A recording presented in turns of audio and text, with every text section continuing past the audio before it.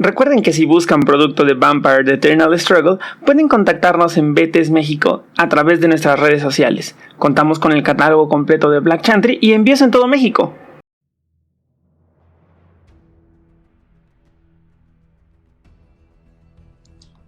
So, welcome people. This is another video about Vtes from Vtes Mexico. But we are very, very happy because today we have here a very important person about the game and in a lot of layers of the game, no? In production, gameplay, developing. We have here Hugh. How are you, Hugh? It's very nice to have you here. I'm very well, thank you. Thank you for having me. Always good to speak to people across the globe. Thank you so much. And as always, we have Luis Jimenez, that it's part of the team. How are you, Luis? Good, I'm doing fine, and I'm very excited to talk with you about many things. We have here some interesting questions, so let's see what happens. Perfect. So first, well, as usual, Luis will be leading the interview, but I want to be very emphatic, saying that we are very happy to have you here, Hugh, because for us it's very important to have communication directly with Black Chantry. And we are always doing some conspiracy theories about developing, about how the vampires are doing, how vampires are formulated, dates, characters from the game, all of that. And it's very, very fun for us and very important for us to have your perspective that it came from the brand to in some way answer those questions. So from here, Luis will be leading the interview. So first question, Luis. Okay, so first of all, we are here today to talk about the new blood demo decks. So can you give us a little, like a quick introduction, just to some context about this product? I can indeed, yeah. So we've got five sets of decks to match kind of the core clans in the little kind of self-contained starter kit we have. So we have Nosferatu, Malkavian, Toreador, Tremere, and Ventru. So 55 card packs, and the idea is to add a little bit more power or some new cards you can add to those original kind of starter decks. And they replace like a previous product we had called First Blood. So these are new blood, as we've chosen the name. Yes, we obviously have to have the word blood in there to make people realize it's vampires. But it's same kind of concept of easy, accessible packs with some interesting reprints and a couple of new cards in there. But the idea is that they're quite a low price point for people just to add something a little extra on, or if you're a store, you can use them as kind of demo materials because they're relatively cheap. So we'll be using these decks to demo the game in a couple of months now. UK Games Expo, which is the big kind of convention we have here in the UK. We find that 55 cards is enough to give people like a flavour of how does this game work, how the different things interact. So obviously, you need to have a bit of variation in terms of politics in one deck, some combat in another, etc., just so people can see different cards and how they interact in the actual game. Sounds very good. I mean, I'm always happy to hear that. This kind of focus in the stores and in the people who are just like jumping in the game. Yeah. So. Yeah, what I find really important here is that those new demo decks are very, very, very strong. They have a lot of important cards. So in that way, they are pretty attractive for new players in order to join to the competitive context, and for the old players in some way. So I guess that the next question is about that. Yeah, I mean, we are like wondering what are the main challenges for you? I mean, this is, as you said, at the same time, it is an introductory product, like just easy to pick up and play for new players, but also competitive or tries to be competitive, and all that, I mean, attractive to the youngest vampires and the oldest Methuselah. How do you face that challenge to build that kind of deck in a format that it isn't even the standard for the game? Like, it is half. Yes, half the deck. Yeah, it's quite interesting. So we have a list of cards that Vincent's basically produced, and that it's not a fixed list, but it's basically cards we've not yet reprinted. Okay, so we've been printing the game now for 5 years. Wow, time does fly when you're having fun. So we're into the 5th year, so we've been doing it 5 years. We've got a list of cards we've not reprinted that we consider, essentials or cards that people would like to have access to again. So every time we're producing something like this, like or a new starter, we're looking at what cards have we not reprinted yet that we could fit into there. So some cards need new artwork because we don't have very good quality artwork around for it, or we don't necessarily have the rights. We have to replace some artwork anyway. So it's a good opportunity when we're doing a deck like this of thinking that, okay, I've got these old cards we think are missing that are useful again. So, like, for instance, on the Malkavian New Blood, that's got a bit of a politics angle. So it's been an opportunity to squeeze in a couple of cards there, so like telepathic vote counting. And in the previous promo set, so our we're doing promo packs that are again 56 cards. So they've got 10 times 5 vampires, that's 50 cards, and 6 cards spare. So I think we had Malkavian Rider Claws as one of the slots there. So it's about trying to think about what cards can we get back into available access for players, particularly new players who haven't seen them, or cards that are really sought after by just players in general. So try get them back out there, give them new artwork if they need it as well, and try and then think about, okay, how do we make the deck viable? How do we make it interesting? So the Malkavian as a vote deck, that's probably a lot of players have tried that. It's not the easiest because presence is better than Auspex in general, but it's about doing something slightly different, giving players an opportunity of like, well, okay, you can obviously play Stealth Bleed because they have Dominate. That's very easy to do, and we're still going to give you some Dominate cards. We're still going to give you some Obfuscate cards. But then it's about trying to do something a bit different. So I think that's, it's about keeping it interesting to folks. So I do remember, when we think about the old White Wolf starters, they got a lot more interesting at the end of the game, I would say. So I think the Heirs ones are probably the most interesting starters, we'd ever seen until that stage. But you go through like Black Hand, and the Black Hand starters aren't very interesting.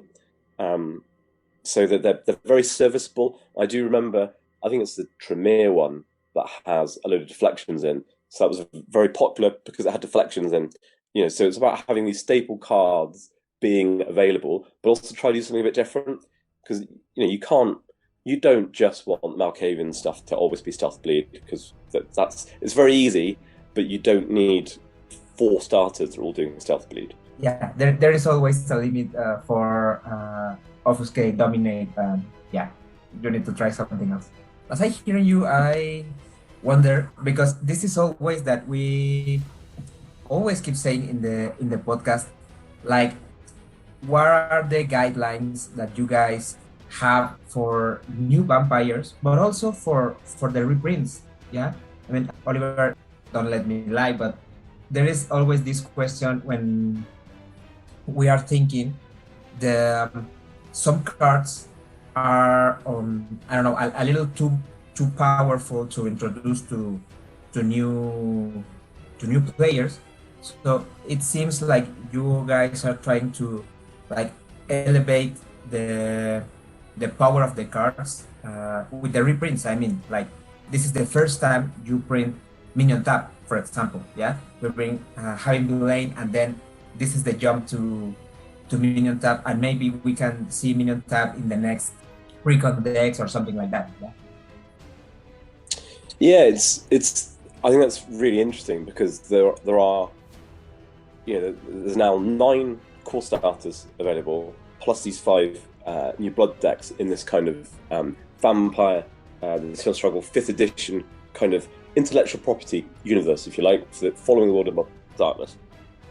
So that gives us some guidelines about what we want to print and how we do things there as well. Like you can see that with the changes to some of the clans in terms of disciplines as we follow the World of Darkness there. But it also gives us some rules around, if you're a named vampire that exists in the modern World of Darkness, we can use you. But that also means if you're a named vampire in the old World of Darkness, but you're not currently named in the new World of Darkness, we can't use you. So there is kind of a double-edged sword. So it means that people like Sasha, we have more Sasha Vcast, we can have more Theo Bales, like we can bring those back and do different things with them, potentially. Or in Theo's case, actually more or less the same thing, because he's quite good at hitting, so he continues hitting things because of what he likes doing. But it does present some kind of opportunities there to kind of develop new vampires. We've done that a lot with the kind of those barons. So we've got we didn't have very many barons previously in the game, so we took that as an opportunity to bring barons out, and for some clans that were traditionally, they're Anarch clans now, so the Briar and Gangrel, but traditionally weaker clans as well. And there are obviously some amazing decks that do really well with Gangrel, like Stan's Lava, and a few decks with Briar, basically Euro Briar, that do quite well, and maybe the kind of the keeps the tradition voters as well. But it's about trying to give those clans opportunities there. At the same time, we were able to, with those barons, we're able to put them around the world a bit more in an interesting way. So we can have like Columbus, Ohio. We can have Philippines baron, Australian baron, a Brazilian baron. What was the other one? Oh, Paris. So we can make them a bit more Versailles. Definitely not Paris. Versailles.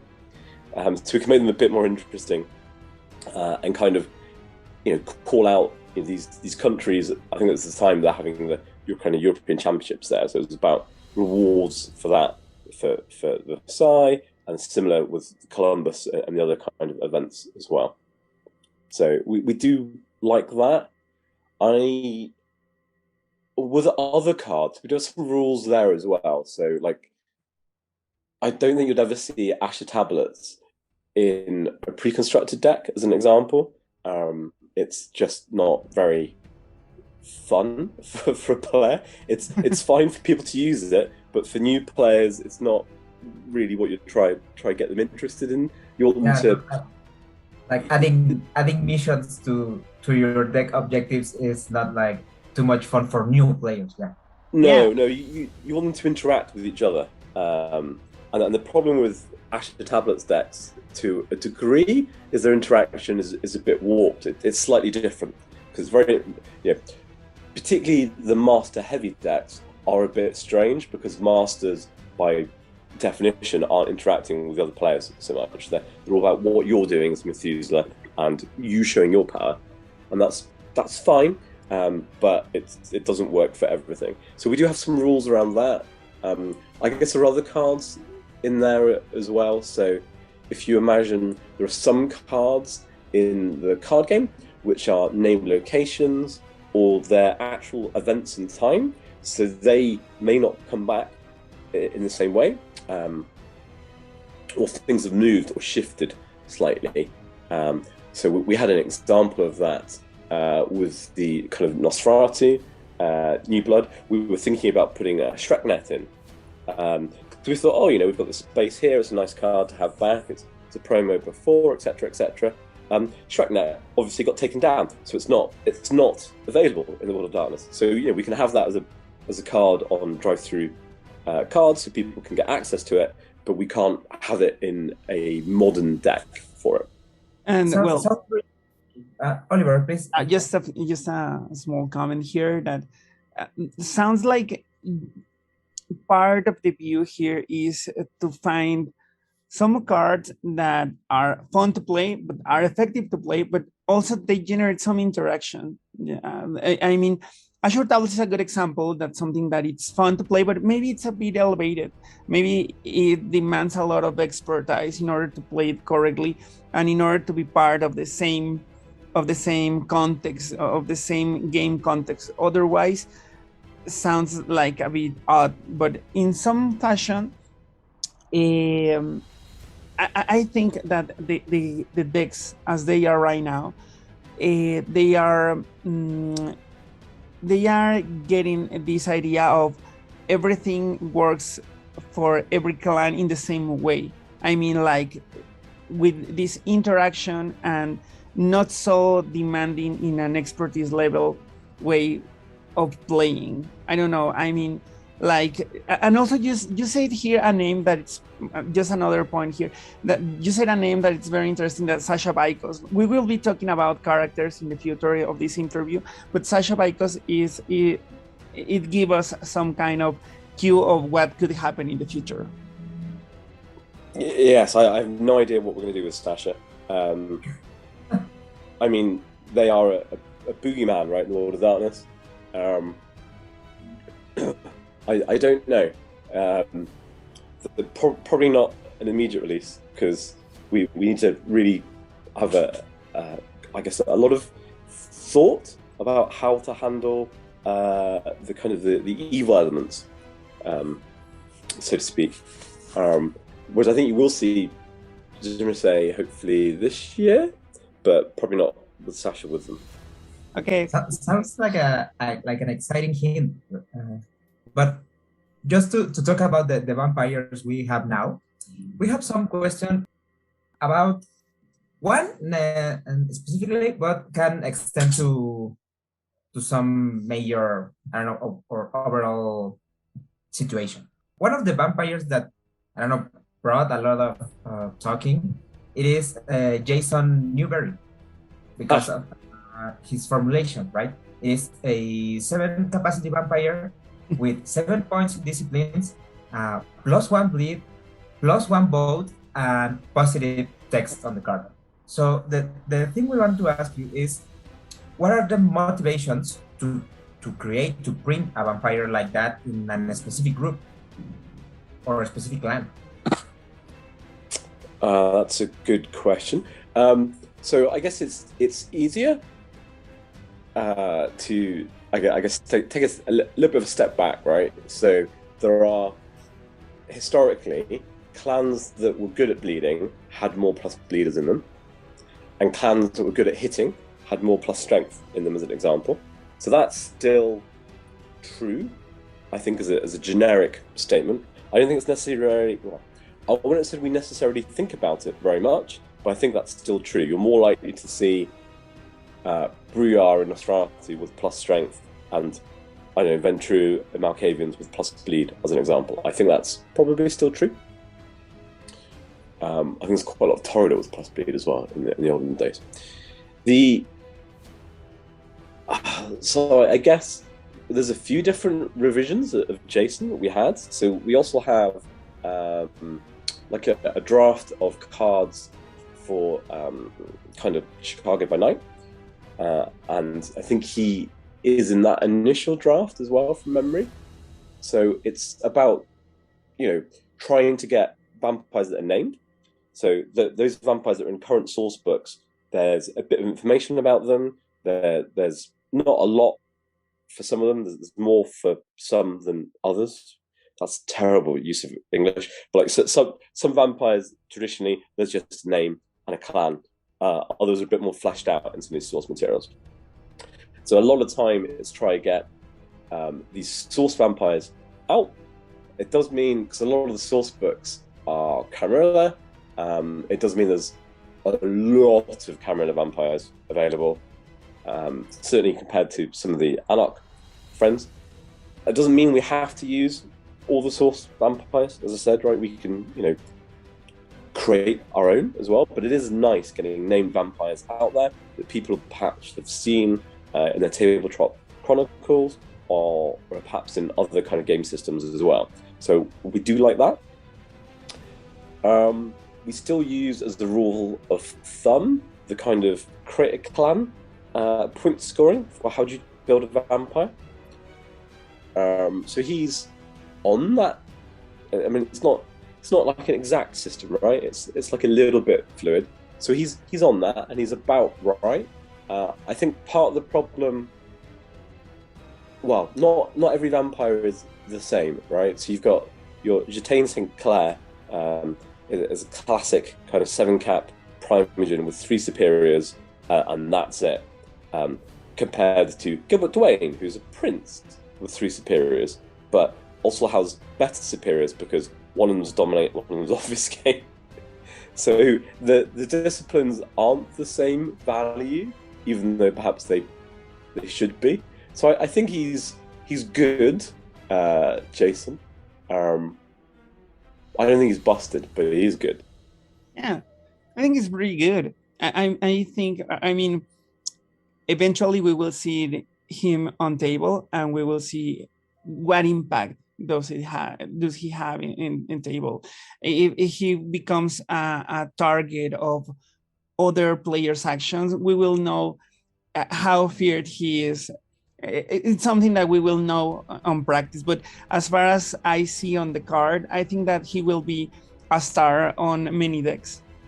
He's a good size. I would say, obviously, like Primogen is basically drawback because you can't go out.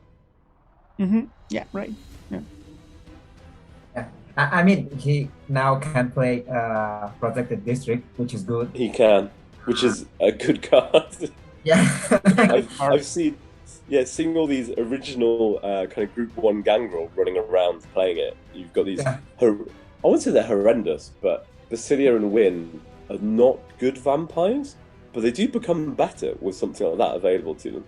Yeah, that is right. I mean, the Group 1 Primogen are the major winners with that card. But yeah, I mean, the thing I like about characters like Jason, it is like, I mean, I think we saw many of that vampires in the history of the game, and the thing with it is not like a fully centered vampire. I mean, it is not like all about the bleed. Yeah, I mean, if you want to pay attention to his Primogen title, you need to play some other cards that aren't bleed. If you try to get advantage of his text, you are not playing bleed. You're doing something more interesting. Yeah. You may play with flamethrower or stuff like that, but you are not doing just the govern lost in crowds combo and that's it. Yeah. So I think it's we'll see. I mean, like the special is basically free. Yeah, right. Certainly how we'd price it up, because it's like what does it do? Unsure. So hopefully we'll see it. It would be more fun, I think, if the presence perhaps was Protean. So, I do like my old kind of Claws of the Dead on Malkavians. It is kind of hilarious, unexpected. Since Rachel, we didn't have that very much. So yeah, Protean in Malkavians. It is free. The text may be free, but what is real is that it is in some way inviting you to find a way to use it. Like, okay, he has this specific ability, this specific skill. How could I use it?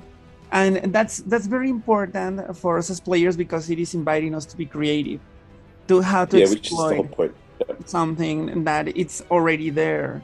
And maybe it's not the obvious way, but that's where the game becomes fun and becomes complex and becomes something different, because you could use something that is already there that seems a bit innocuous, but you could make it very important for a specific strategy, and it comes from a creative process from the game, from the player. Sorry. And we're really happy that you bring out the relationship you have in your design process between Vtes and the tabletop role game, because we have so many questions about that. I mean, this expansion, particularly this new blood decks, could be called something like Chicago by Night decks or something like that. Yes, it is a lot of characters that are from that source book or a specific source book.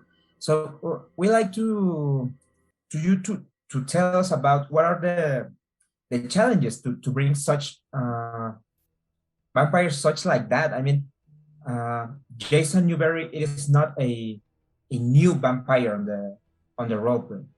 It is a guy with too much history. And how are the challenges to take something like that and bring it to 2022 and a game and make it really attractive or whatever other character? So I think it does depend on the vampire, right? So it depends how much history they have, how much is written down. So as I said, some vampires are just, they're a one-liner, as in, oh, their sire was X person, so that's all you've got about the sire or whatever. Whereas other vampires have said, like Jason, he's been in the material a lot, so there's a bit more you can do with him. So it's about reading up on something like that and then trying to go, okay, this is how we try and represent that in the game to make it a bit more interesting. I mean, like, Theo is the standard one of, well, he's basically an enforcer now who works for hire, ripping people's heads off. Vampires' heads off, other vampires' heads off. That's totally fine. That's acceptable. So you can represent that reasonably well. And there are other iconic vampires that are likely to return. Some of which are already in Vtes, some of which are not. But it's about trying to make them interesting. It's like similar with Hesha. It's like Hesha, is a collection of weird and strange artifacts. So it was like, can we make a special that kind of replicates that? Sort of. So that we can do something that's a bit interesting, and you can build a deck around that if you want, or it can just be something where you gain a little bit of benefit if you've got the ivory bow or the hearted cheetahs or something. You can get a little bit of benefit from that. I think that's quite interesting that you can do that. I think similarly with vampires that have like clan hatreds and things like that, they're often a bit strange. But when you see them in play, it's quite interesting. It's like, oh, you've somehow got a ministry vampire. I get +1 bleed. Who knew? That kind of entertainment. And it's like when you read up why, it's like, oh, it's because I've been fighting a 50-year war in the tabletop RPG against that clan because you did this, this, and this against me. So I've been working about that. So it's about trying to get that entertainment and that kind of source material in there. Because we've got a card, right? So we've got a 9 centimeter by 7 centimeter card or whatever it is. To put that in, we get an image. So we can have sometimes really iconic images that are actually already in the source material, but there's only a little amount of space to try and get all of that backstory and history from the RPG into the card game. So sometimes it's really easy with something like Hesha. I say easy, but it's more obvious with somebody like that because of what they're doing. I think, it's just about keeping it interesting, but also keeping it connected. It's not always possible to be exactly faithful, as I said, because sometimes you've got conflicting sources in role-play materials, or you don't have a lot of information. So it's about trying to make something that feels right, that feels like it works. Well, and I have a question about this question, about your answer, that does it work in a similar way when you bring vampires from other groups to the 7th or 6th group? You choose in a similar way which vampire maybe came from posterior groups to the current ones? Yeah, so when we looked at that promo pack icons, we spent a lot of time over that and thinking about who should be in there and why. So Gilbert Duane is a really interesting one because he has made the move from being a Vtes card originally, and he's become canonical in the roleplay game, which I think is due to Matthew Dawkins. I'm not entirely sure, but I think that's how we got there. So we're like, we've definitely got to have Gilbert Duane coming back because he's such a iconic vampire. Victoria Ash, fairly signature vampire in the kind of the RPG at the moment, so it made a lot of sense again. We'd never had Carl Schrecht out there. So it was a good opportunity again to get this kind of iconic vampires. So like sometimes it's about who works naturally, but it is generally, I mean, like Gilbert Duane, I think was just quite cute. It was like that's quite a cool one to use again. Victoria Ash, I think that was almost like, well, you've almost got to have her because she's such an important vampire as part of the storyline right now. So you've got to bring her forwards, and I think we'll continue doing that. But it's about picking the right ones and the ones that are most interesting. Like Sasha, I imagine, will turn up in some way, shape, or form in whatever shape they want to be in, potentially as well. But it's about trying to find something that works at the same time, I think, as well. So there will be, hopefully, some more coming back, and it'll be ones that make sense in the current storyline. So people who are big deals in that kind of world of darkness, who are still, coming up a lot. So, if you think about Ventru as an example, we have lots of spare Ventru vampires in the source materials. So if we're bringing back somebody interesting, which we might be actually thinking about it, in the next release after the New Blood, it's the Fall of London. So it's based on the source book, The Fall of London, which has some signature vampires in,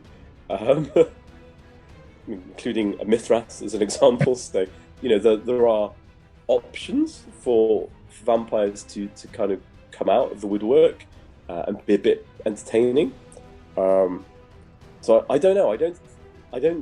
We didn't sit down and go, I want these vampires to go from whichever group they were in to now be group 7. It was more like, who's a big deal and who are the protagonists in the World of Darkness at the moment who makes sense to bring through. And some of them, I think Victoria Ash was just, her special is potentially corner case, but it's about connecting it with what's going on. As you're trying. I'm not sure who would use a Toreador Banner Kim deck, but if someone makes that work and it's really cool, I'd love to see that. But it's about having something that makes sense as well in the story, and so specials like that, as I said, that clan affecting, are often quite free. So you can still have a normal vampire and then add something like that on. Well, about that, for us, I think that we feel very excited when we see this kind of vampires, because we feel like they are moving forward with the game. Like in some fashion, they have a part to be played in the past, but they become something different. Not only in the role-playing game, but also in the card game. So for us, it's always exciting when we see a vampire in that way, especially when they are not the obvious vampire, like what happened with the Banu Hakim vampire, that we never expect that she was that vampire to become updated by the group. So we really, me especially, I'm pretty excited to see this kind of vampires in the future, especially if some vampires from the bloodlines fall in this basket of advanced by group, or so we will be expecting what could happen. So there is this thing you just said about something that caught me, the reading up the vampires and find those interesting threads to pull and picture in the cards. Vtes has always been this thing like I don't know, like wiki completer for the role-playing game, right? Some details or some hints about vampires, about the bloods or something, has been like retraded or put in the card game. So I'd like to know if you are also like reading up those source books or novels or any kind of other product or content in the World of Darkness to tell something new about those plots with the cards. So yeah, definitely. Ben and Mike are better than I am. So like Mike has got like a wall which has all of the materials ever published, minus like they might be missing a couple of things on like Mage or something like that. So he has a lot of World of Darkness source materials over the ages. Ben is more a digital person, so has a lot in digital. So we do have a lot of materials to live and breathe. I guess the challenge now is, although there aren't that many kind of source books kind of for Vampire the Masquerade 5th edition, there's a number, but there aren't. It's not quite as prolific as it kind of Old White Wolf were. There are a lot more sources of kind of information out there. So there's a few computer games. There's quite a few board games as well. There's other card games as well. So you've got all these different kind of sources of information about vampires and powers. So I think for us, it's partly about, we have what we want to create cards. So if you imagine in the kind of the Briar deck, we created Bait and Switch and Organized Resistance. These are cards we feel Anarch should have access to in some way. With the kind of powers, I mean, that's generally based on, well, we've got this bit of text talks about how this discipline works, or particularly the kind of the new amalgam powers, try and make the kind of the bit of source material work in the way we need it to work in the card game. It's sometimes interesting taking like a little bit of text, because we're trying to create a mechanic that works in the game, right? And that can be a challenge to actually make it interesting, useful, and also kind of feel like it should do, like it's connected all the way through the World of Darkness. That's not always the easiest thing to do. I think it's very easy to do with like a location or some equipment, or a named thing. It's very straightforward to do. Like we can take like London as an example. We can add some iconic real world locations which also have relevance and meaning in the World of Darkness. You can do that for many cities across the world, because so much stuff's been mentioned, and it makes sense to have real world locations replicated in the World of Darkness in a similar way. I think the vampires are reasonably easy to do, whether there's something there or you come up with an idea, and you've read about something, or wouldn't this be cool from a different kind of game, or using this mechanic. I think with the disciplines, they're probably the hardest bit, just because there's been a lot of change, I guess, particularly with kind of things like blood sorcery, the changes, as I said, with these kind of amalgam powers. So it's about taking those and trying to make it work. So when we look at kind of the Ministry deck recently, that was probably the most interesting one. Of we're trying to get that kind of theme of corruption that the followers of Set traditionally had, make that work for the Ministry. This is what we want to see. This is what we think thematically works for the clan, and this is how we mechanically make that work. So it can be challenging. So I think for us, we're probably conservative with a small c, if you like. So we design a few cards and we try and see if those work. How does that work with the playtesters? How does that work with the deck? And then we can see, playtesting is interesting, right? You get some feedback from playtesting, but you almost need to see the cards out in the wild with many more players, with many, many more games. You can see the interactions.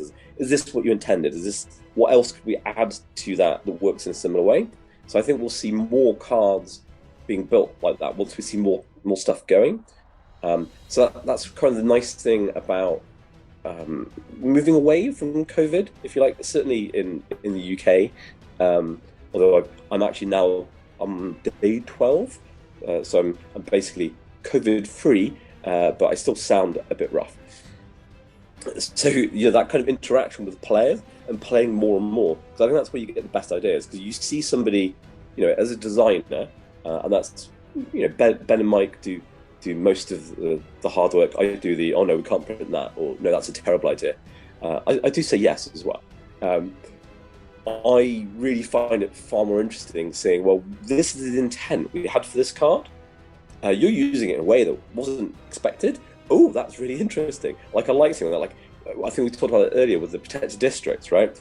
Those Group 1 Primogen, no one's supposed to be using them anymore, right? They're not supposed to be used. They're very expensive. Like the capacity 9 and 10 vampires with strange sets of disciplines and etc.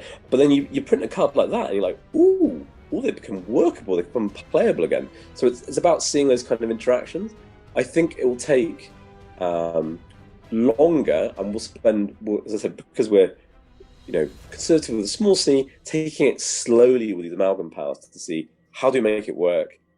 We don't want to break. We want to try and get the old feeling of Serpentis coming across back into the game, essentially, in a new way. We don't want to break it, right? So we want to be careful with how we're thinking that through, and hopefully get feedback from people using the cards more and more and more. What works, what doesn't work, what else can we get? We've got, I don't know how many cards we printed. I want to say 5. Can't think. I need a deck in front of me to just double check.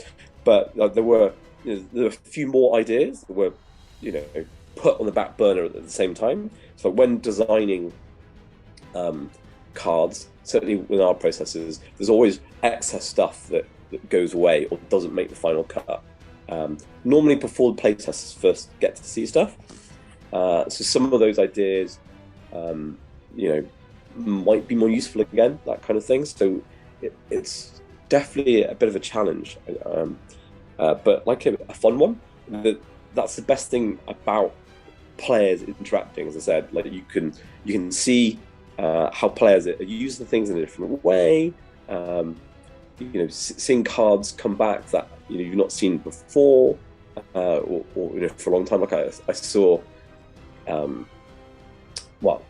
the UK National Championships, which I feel was like 2 months ago, maybe March. I can't do time still very well. Someone was using a dog pack in like this Gangrel Anarchs deck. I've not seen dog pack used for a decade, maybe. Like it's a decent card, but it's expensive at 2 pool, right? 2 pool? I think it's 2 pool.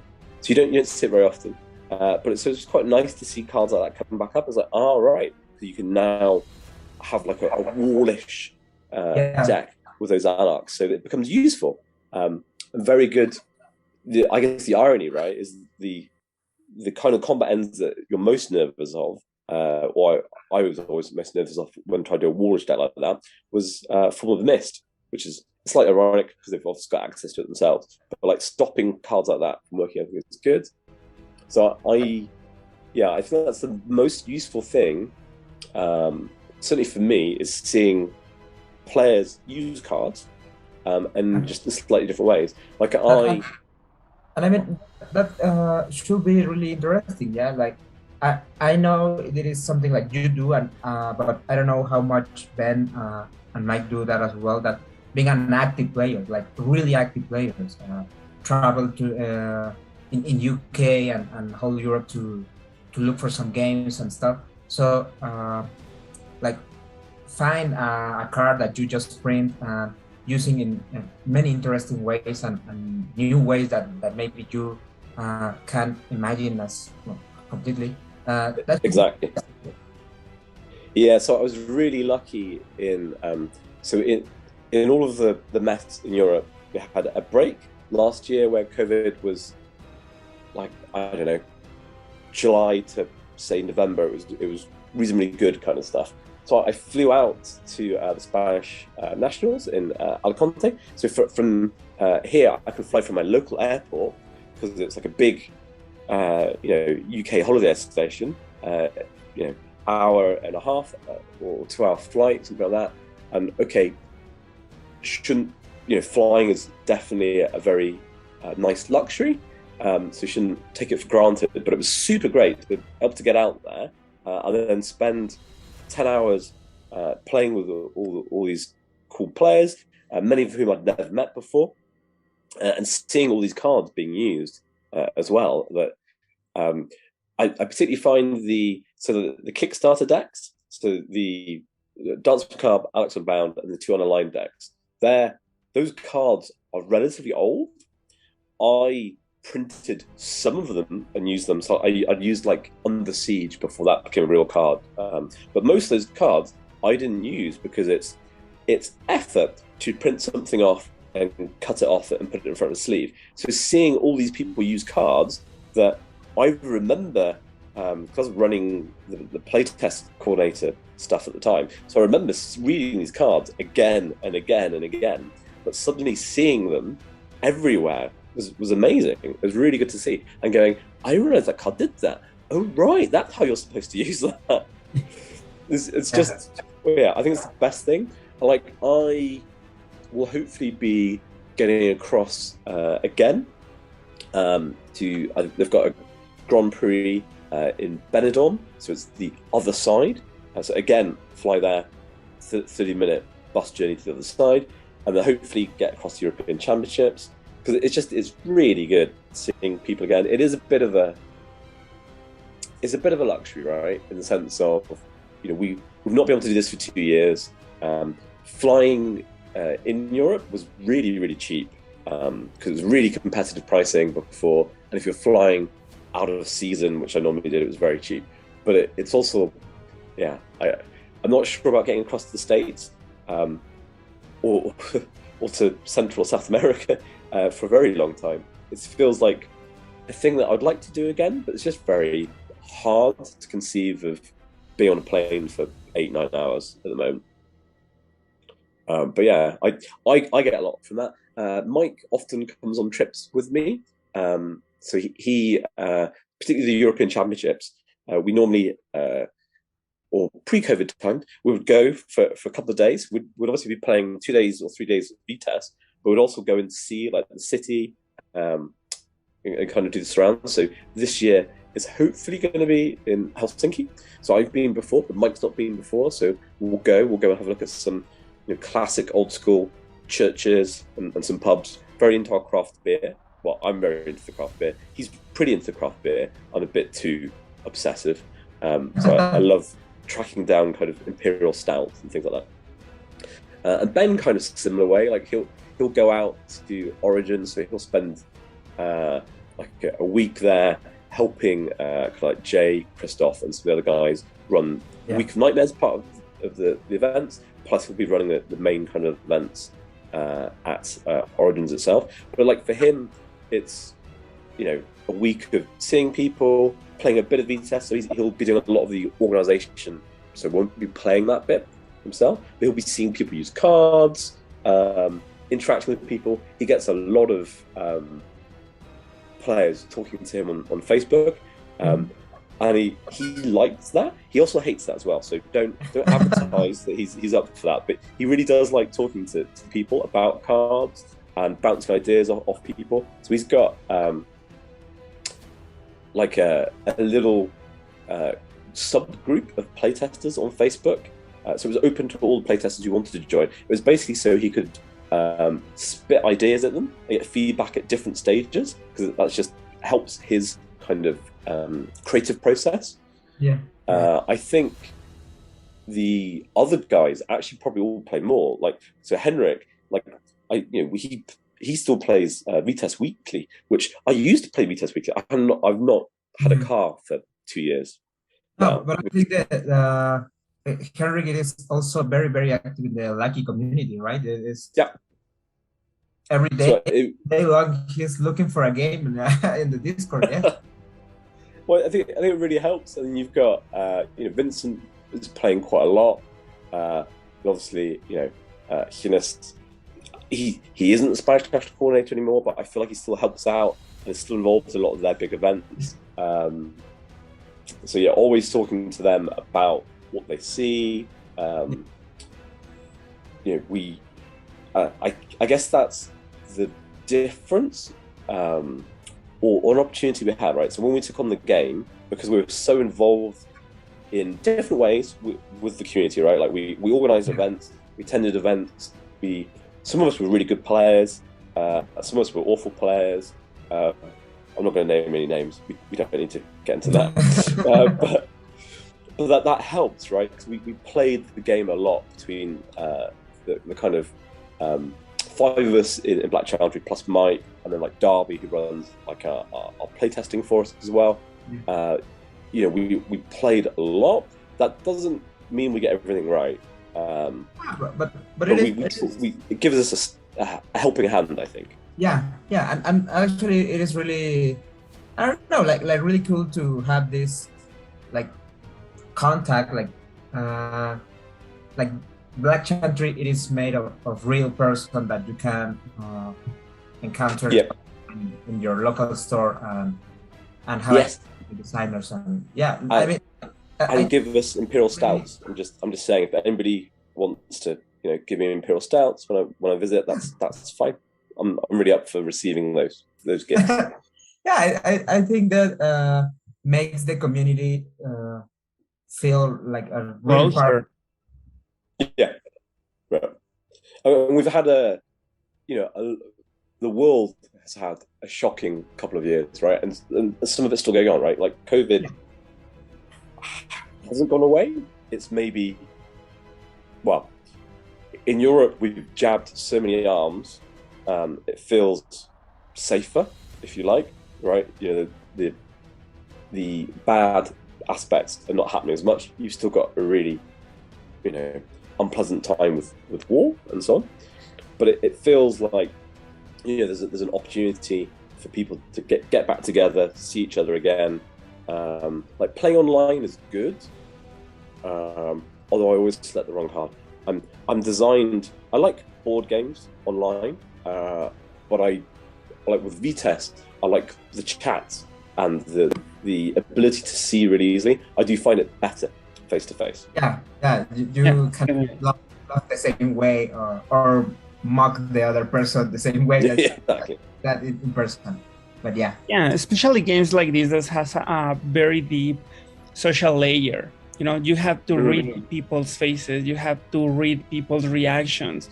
So if you miss that, you're missing a big part of the game. So I mean, I understand that playing the game unlucky is cool, it's fun, and it was in some way a solution for the specific context, but you're missing a big part of the game.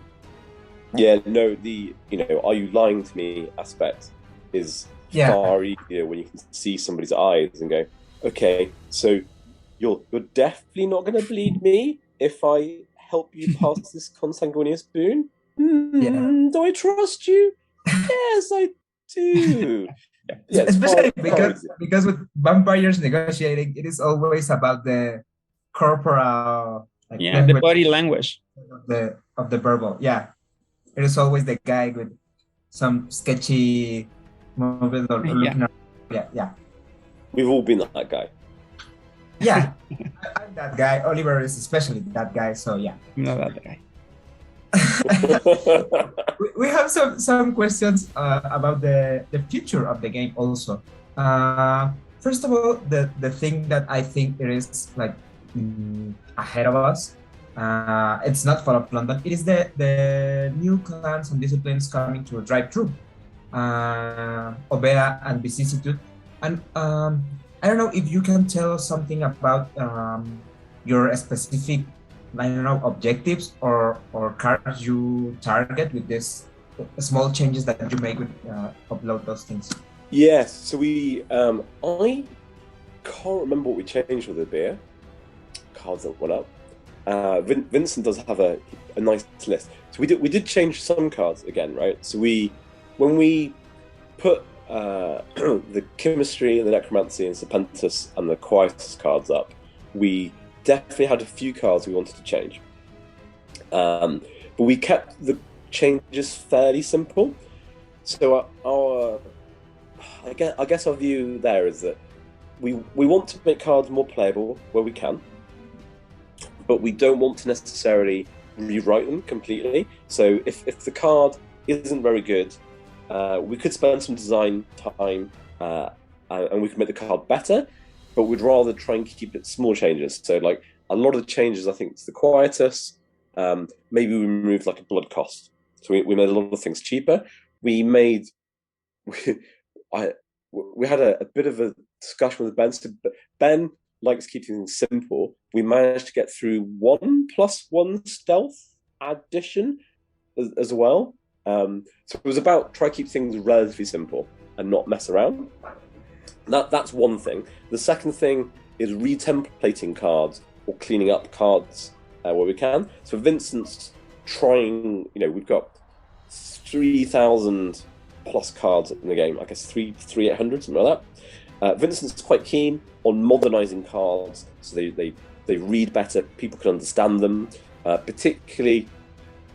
So we're obviously not translating these cards on drive-through into Spanish or French, but he often thinks about it from this is how I would kind of pass it in these different languages. If we're going to translate it, it should be consistent with this other card that does a similar thing, kind of stuff. We spend a lot of time doing that. So I guess the Dark Sovereigns cards and the Ancient Hearts cards were mainly the cards that got the previous changes.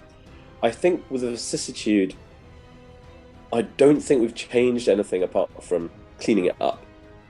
I can't remember right now. I was very excited about Liquefy the Mortal Coil being really playable this time, but no. Yeah, I mean, it could be cheaper. So I've played it, but I only played it when Imbued were really popular. Because if you're playing it with like Mashenka and the Path, then it's really good against Imbued. Well, in fact, it's pretty good against Imbued anyway, to be honest. It's fine. But I get your point. I think as a discipline, it's okay, right? Like Plasmic Form, you don't want that being free. That's very, it's versatile, which is why it costs one. Horrid Form is an okay price. Breath of the Dragon is an okay price. I think Vicissitude is mainly priced okay. Liquefy is an oddity. It probably is too expensive, but it is also really potentially quite powerful. It's a strange card. The Abir. Yeah, especially because Obea is this weird discipline, right? Make some specific things feel very powerful in specific combos, and if you change something like that, you may break the whole. All the Bloodlines disciplines are a bit weird. Abir and probably Valerian are really up there in terms of weird, because they do some strange things, like the random, you can remove this card, you can put this person, you can go up to full blood, all that kind of stuff. There's all those cards, there's taking control cards, you can do some interesting stuff with Malkavians with it, etc. I don't think we mess with any of those. I need to have a look at the list. Hopefully they're in the post. So the process takes a little bit longer than we would like, but basically we had all these cards. Vincent's made some changes. We passed that through some playtesters because it's mainly about have you made an inadvertent change when you've made these changes, because we're not trying to necessarily mess with the functionality, we just try to change the templating so it's consistent. And sometimes that also actually does change how a card works. Not very often, but occasionally does. So that happened. We then assembled the artwork. I guess maybe a couple of cards probably lost the artwork. So we've got we were basically given a hard drive. Well, we didn't get given the hard drive, but Paradox got given a hard drive which has got most artwork for Vampires to struggle on. Doesn't have everything. Plus, there's a few things that don't work. It also has some artwork that was rejected on that drive. So we do have a couple of pieces are actually potentially viable. Some of it's really not so great, but the world's moved on in 25 years of publishing games. So assemble the artwork, assemble the cards. We upload this all into an Excel template. We give that through to drive-through, and in that Excel template it has a lot of columns, but this is how the card is structured. This is where the image file is for it. We give that all to drive-through, and they very kindly, Brian at drive-through gives it to his tech guys in the background, who make it work. So they bundle it all up, and that gives us a load of proof files. And I think we've got about 8. No, that can't be right. It must be 12 sets of proofs, because we've got a crypt file, a clan card one, a discipline one, and an other for Sobre, Panda, and Musi.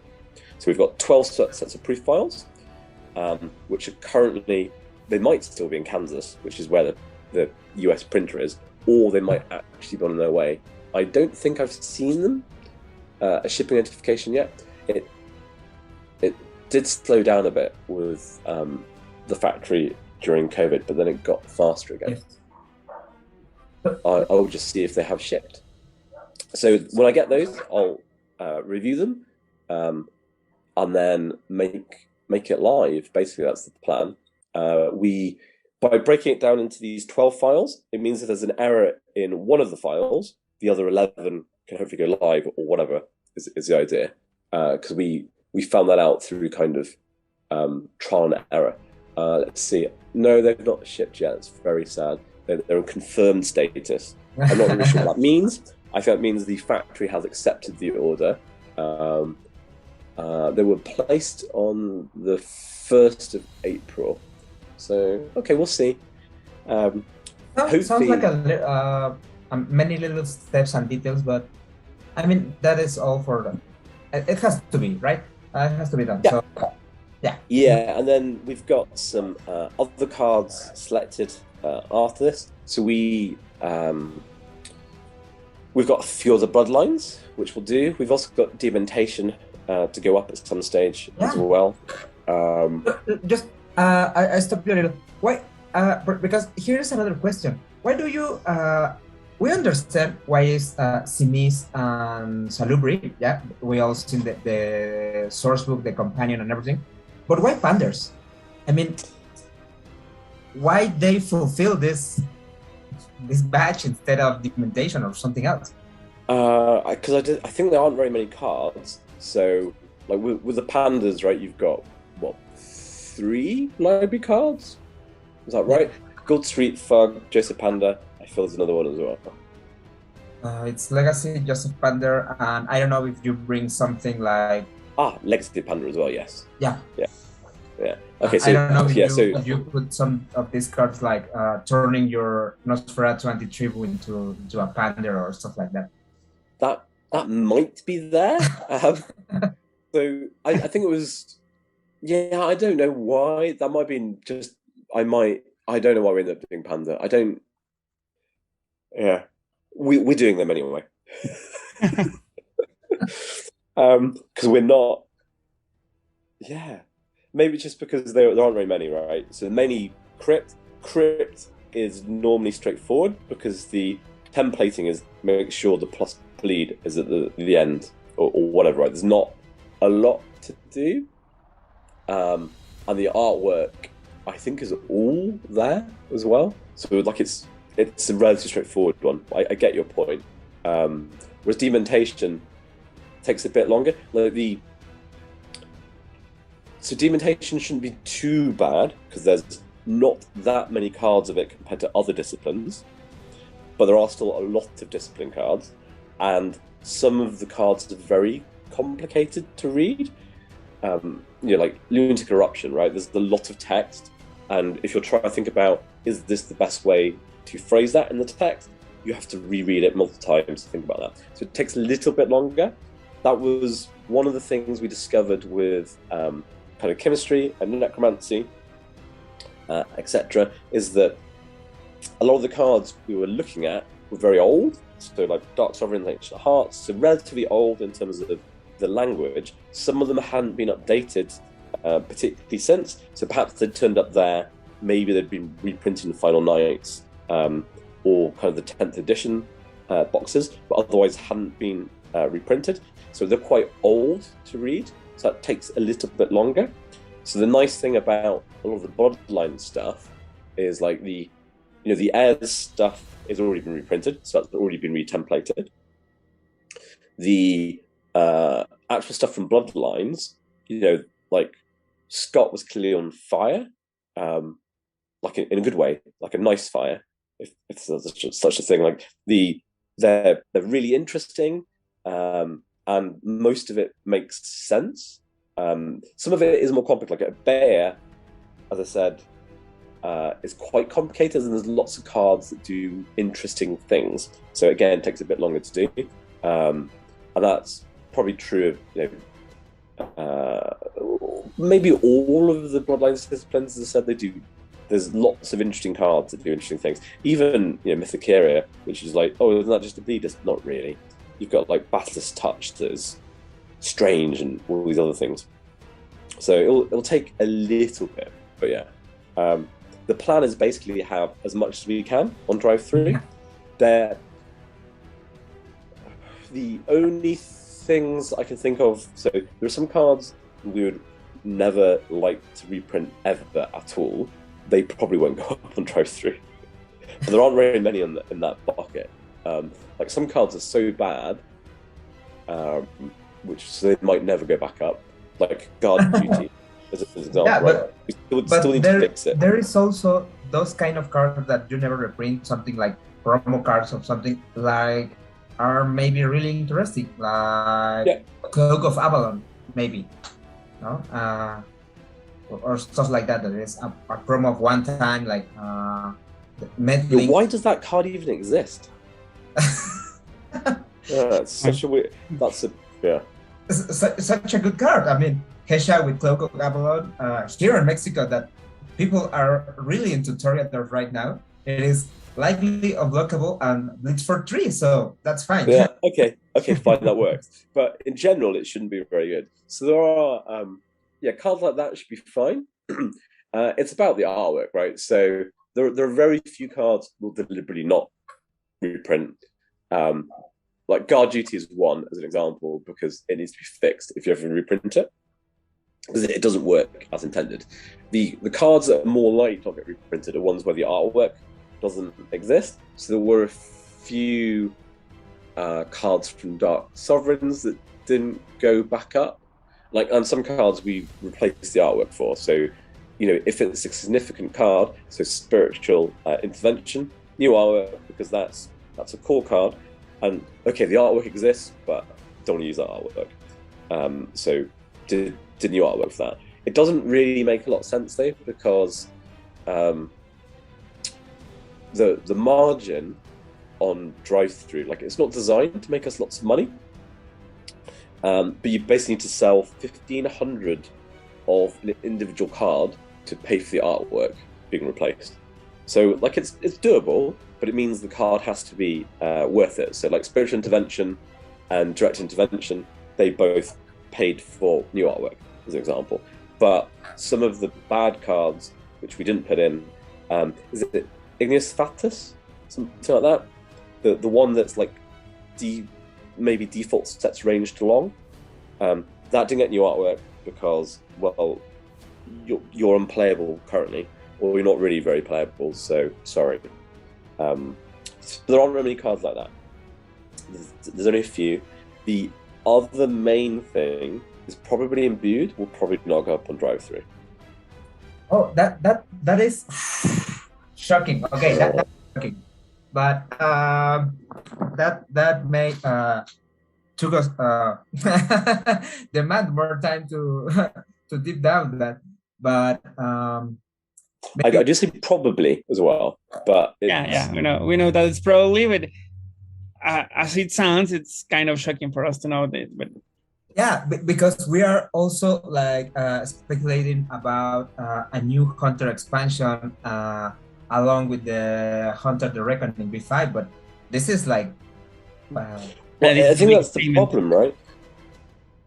Yeah, well, that's kind of the problem, right? So any new hunters would work very differently. So, like, Imbued is all about supernatural powers, right? And that's not where they've gone in the World of Darkness with hunters anymore, right? Like, they're not gods walking among men who can kill supernatural creatures. That's not how that works. So they don't necessarily work. So they don't work in the current World of Darkness Imbued. That's fine. We don't want to. I don't know. Like we have had people ask, "Are you ever going to ban imbued?" I've had other people say, "Please don't ban imbued. I love playing it," and it's like, well, if it doesn't harm anyone, I can't see that we would ban it, right? Like, people like playing it, and people who are into it have those cards already. So yeah, I mean, we could put it up on drive-through, but there's other things that we would put up first, and it does feel a bit. Yeah, I'll see. So that was a little shocking. So just to pursue this drive-through thread, as drive-through as a, I don't know, storage for all legacy Vtes. Want to know? I mean, if you can stay on this, like, into this mist of uncertainty, we don't know what will happen with Imbutes yet. But what about some other products? Like, we know that the 25 anniversary deck and the current anthology are in their final print. Like, this print is the last one, and then there we I don't know, to drive through and know in physical, I don't know, in Cartamundi, right? So the first thing is, what will come to replace that product? Do you have something in mind, or? If there is, I guess there is. I guess the first thing is probably actually going to print more of them, because lots of people seem to want them. I don't really understand, like, Anthology has sold so many copies. So you think about the Berlin version, which I appreciate is very slightly different, right? Because it's got those storyline cards in. But like, we have sold probably 30% more Anthology than anything else. Like, people keep buying it. I don't know. I appreciate, like, part of that. It's the actual tablets, man. It's the actual tablet. Yeah. Part of that is what's in it, which makes sense. We've sold quite a lot of. So that Stanislava deck. That I'm surprised how popular that's turned out to be as well in terms of sales. Like, that seems to do really well, and having it as like a 120 card thing, that also seems to work as a standard box. I guess what's more likely is not likely to reprint it in Spanish or French, so I can only make that work so much. Basically, English subsidizes Spanish and French cards. That's how that works. But knew that when doing that in the first place. It was more, we can do it in different languages. Let's try it. Another deck. So I like that really fancy box with the original special ones in. I would like to do that again for something that makes sense. I have to convince Ben it's a really good idea, and then we have to find what it would be. So anything we print needs to anything new we print needs to essentially be Vampire the Masquerade 5th edition compatible, right? So the vampires in it need to be newer vampires. The other cards in it need to be compliant or make sense in terms of that intellectual property. So that's viable, but it's difficult because there aren't that many vampires flying around. There is an alternative,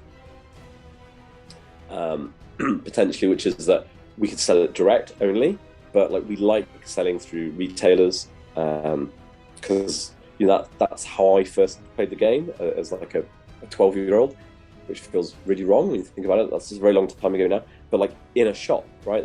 That's playing it in a shop, and I like, we don't need to make a lot of money with the game. We just need to make enough that we can continue printing cards and paying artists, basically. So it's quite good for us to have those kind of relationships with retailers.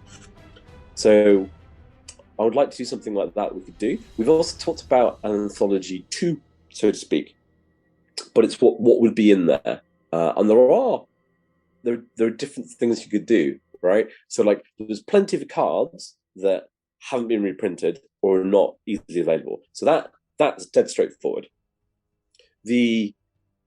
Also dead straightforward for library cards. What crypt options would you put in Anthology 2? That's a bit more interesting. Like, would it be original vampires that need new artwork, as an example, and still, are still there in the World of Darkness? Or do you take some, again, perhaps some iconic vampires that are in older groups and print new versions of them because they're still in the source books? So that's maybe another option.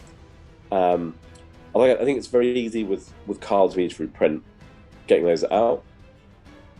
But we do have other options, though. As we said, we have some of those cards in New Blood, and we have, so after New Blood, you'll get Fall of London, and then after that, you'll probably get these other starter decks for Zmish, Ravenos, and Slubry. We also have kind of booster packs. I've got to be really careful how I phrase that. Like, not necessarily in a booster, but cards to add to your Tremere or to Ventru. So some new crypt options, plus some new cards, plus from some reprints. So it's also about how do those get printed. Like, does that come in anthology format where you buy Anthology 2 is your Malkavian boost up, Anthology 3 is that. So I need to think exactly how that looks. We have also been asked about, do you want to do it random or not? I was like, I'm not a huge fan of random. I liked it when I was kind of 12 because the smell of opening that booster, you get that lovely, oh my god, these are new cards, they smell great. That's great until you turn over and you realize you've got, like, I don't know, high stakes as your rare in your pack or something. You're like, that's not helpful. Thank you.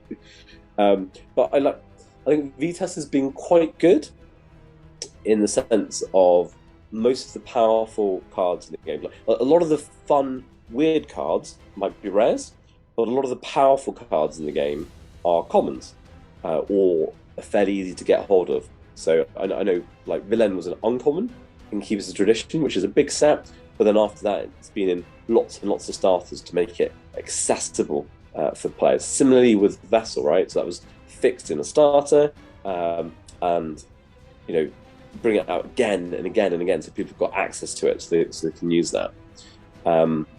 Whereas things like Govern, Deflection, and Conditioning, have generally been commons. I know there was a long period of time where they weren't available in boosters, but they're often available in like a fixed starter format, so you always get some copies somehow. So it is about making those kind of decisions. I don't know. So love to hear ideas on what would people like to see, how would they like to see that. That sounds nice, but because the other thing we are wondering is if we can expect some new of those reprints of expansions, something like Errors or Keepers. Especially for me, at least some mechanics that are in the rulebook but are not introduced into the game yet, like Black Hand or the events. So, I mean, those kind of things put in a Anthology 2 sounds very exciting. But as those things are as well very core parts of complete expansions, like Black Hand or events in Gehenna or stuff like that, it will be also like very interesting and very cool to have those in Gehenna reprint or Black Hand reprint or stuff like that. Yeah, I think they're more likely to. I can see them coming back in a more easy way on like drive-through because of the cards of what they are and the kind of conditions. So Paradox they're very enthusiastic about supporting the game, but they want us to represent the world as it is as much as possible in the game, right? So where we're printing cards, it's about what's in the current World of Darkness. So where we've got something like Black Hand, which isn't there, or events which are, some of those events work, but others are very, you know, you'll get ahead of events don't really work in the current order does, right? So putting them in drive-through, putting them in, you know, could we have a way of getting those out to players that's better than drive-through? Potentially, but I think it'd be harder for us to have those in retailers. So I think it's about balance. I mean, I guess we found that with that kind of Kickstarter with all those cards. You know, is there a way to balance that out? So if we can't get something like that into retailers, if we get something else that's new and shiny, so as long as the retailers have got something so they can support the game and support the community that's going there, then it kind of works. So I don't know. I think it takes more thinking about, which is probably why we haven't got around to it and doing the other things instead, right? So, you know, it's easier for us to design a new starter for a clan because we know how to do that. We know what we want to get out of that. You know, we want 90 cards or thereabouts, and we want it to do this because these are what these disciplines do, or this is what the clan's known for. That's really easy and doesn't require too much groupthink. So I think, well, for the question we have planned, that's it. I mean, that is all that the things we like to chat about. I don't know if Oliver had some comment or something he'd like to add to this interview. Well, I'm pretty excited to see what's going on, what will come for the game, especially with all what is happening with the role-playing game, you know, like the Hekata family, and what will be happen with the Sabbath, and how all of this will land in the card game. What happened with all the bloodlines, because there's a lot of bloodlines that we do not know what's going on with them. Doors of Cacophony, Chiacid, and that I'm pretty excited about that. I know that maybe you do not have an answer for that right now about the card game, but I would like to know, just as a fan of the bloodlines, if you are excited about a specific bloodline to work now, that those bloodlines that are kind of in the past. I think my favorite's probably Armand's, because I really like Spiritus. It's a fun discipline. All the bloodline disciplines are fairly fun. Yeah. Maybe not Thanatosis, or Thanatosis has got a lot better. So when I think about the work we did on like Lost Kindred and what it was there for, it was focusing on the weaker bloodline clans. So you didn't have Chiacid or Aramanes in there. You had a load of, daughters and blood brothers. Actually, do you have any daughters? You had blood brothers. Samedi. Blood brothers, Samedis, Blood brothers, Samedi, Gargles. Harbingers. And Harbingers.